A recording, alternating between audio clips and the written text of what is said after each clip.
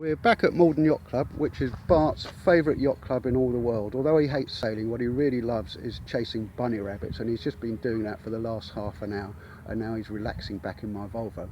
Now I'm going to turn around and show you my job for the day. Here's a pair of sailfishes. The one on the left is mine, and my job today is to prepare it for trailering, so to make it all safe for the road, and I'll take it back another day because it will take a couple of hours to get it ready. Now I'm just going to turn around and show you another little boat before I set to all my work for today. We're just walking over to the dock, and down here, I'll try not to trip over anything, is a little boat called a Bradwell 18, which, as the name suggests, was built round here at Bradwell on the River Blackwater.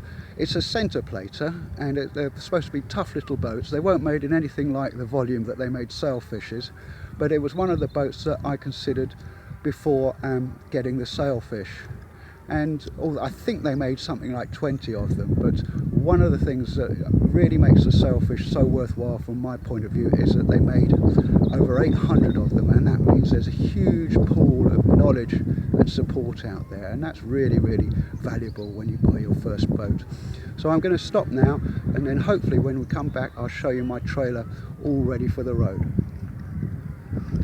Okay, it's about an hour and a half later now, and I haven't even had a cup of tea, and Marlin is more or less ready for the road, and I have to say she's also a masterclass in neglect. What I'm showing you here is the on the left, the jockey wheel, which is more or less seized solid, so I'm going to have to squirt some WD-40 and sort that out, but it's not a major problem because you can actually lift the boat onto the tow hitch with one hand. And moving back, what I've done there is the strop on the ratchet has been there all winter. I'm worried about it degrading with UV damage, so I put that orange line there, so hopefully that will secure it, because that's all that holds it onto the trailer.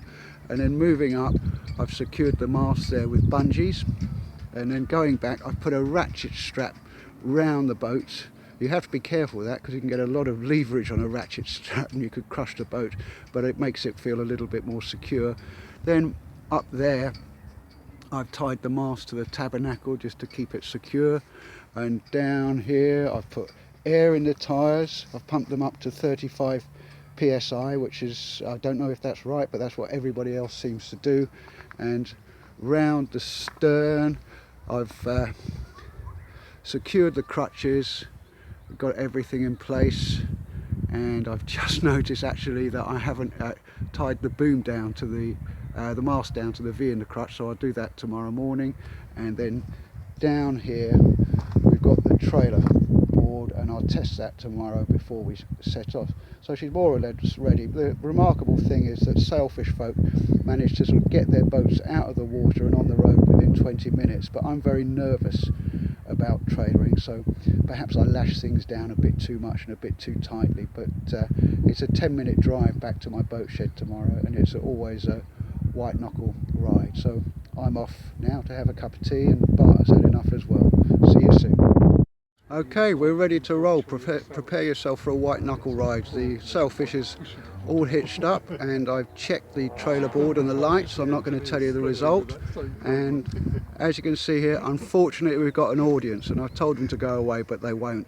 We all love you, David. Thank You're you. our hero. Okay, yeah, go away, go away. You pay us well. Right, we're off. We're in the boatyard now, and these two guys who are talking didn't help me at all. I moved the whole boat in by myself, single-handed, while they were talking. And we'll just go through here, and the entrance was very tight, but there she is. We got the sailfish in there, I've got to say, with quite a lot of help from some friends, because it was fairly tight. So now she's ready to start work on.